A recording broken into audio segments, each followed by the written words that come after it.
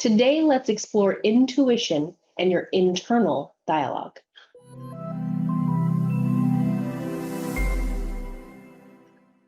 Hi, I'm Dr. Heidi Heron, and today we are exploring our internal dialogue, that inner voice versus intuition. This is the third part of our series on intuition. If you haven't caught the first couple, head back to the YouTube channel and watch those too. There's 4 in the entire series, so be sure to catch them all. Oftentimes, I get asked the question when I'm talking to people about developing their intuition. How do I know the difference between my internal dialogue and my intuition? One is internal dialogue, one is intuition. End of video.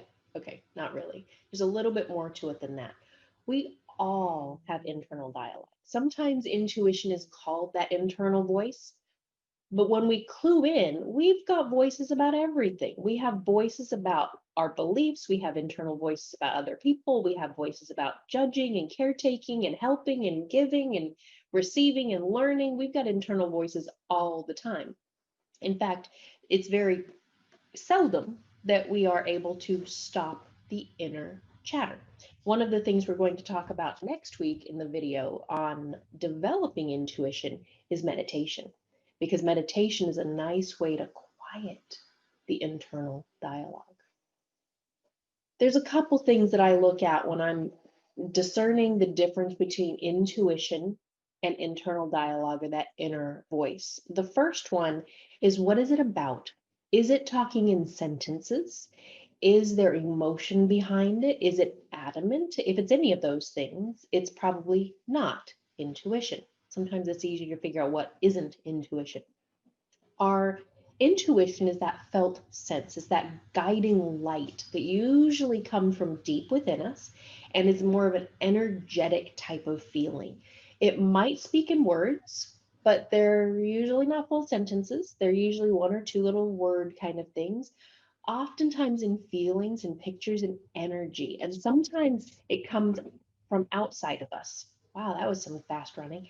So a lot of times that energetic aspect comes from outside of us, that higher conscious, universal conscious mind helping us guide our way, not our internal dialogue.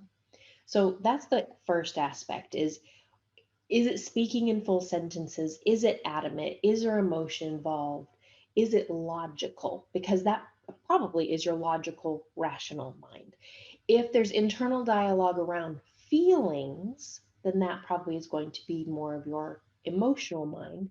If it's about other people and caretaking and what they need, then maybe that's more of your caretaking mind. If it's more about doing and what you need to do, that is probably more of your realist or realistic mind, or different than rational mind. It's the realist, it's the doing mind. And if it's more of a word, a song, a whisper, a sense, a guidance, quite possibly intuition. The other thing, where is it coming from? If it's coming from up here, probably not intuition, internal dialogue.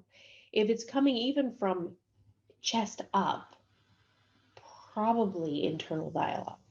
If it's coming from outside of you, or an inner knowingness, or deep in your core, like your gut, your solar plexus, your root chakra, probably intuition.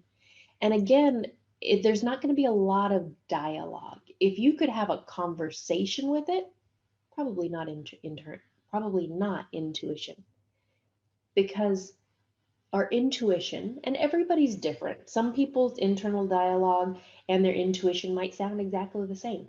I haven't met anybody yet that is like that, but sometimes it happens. Here's an interesting thing though, is a lot of times when people's rational mind is too loud, there's a lot of internal debate going inside, and they have a lot of importance put on that rational mind. They're less likely to listen to, acknowledge, or trust their intuition.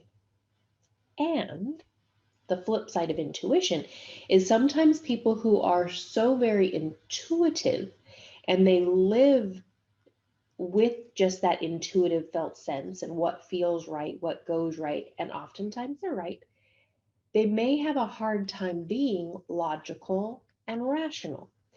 And people who are logical and rational don't often understand that intuitive felt sense. Now, this is different intuitive than on the Myers-Briggs type indicator. The Myers-Briggs type indicator, there is an aspect of intuitive versus sensing. S&N, intuitive versus sensing.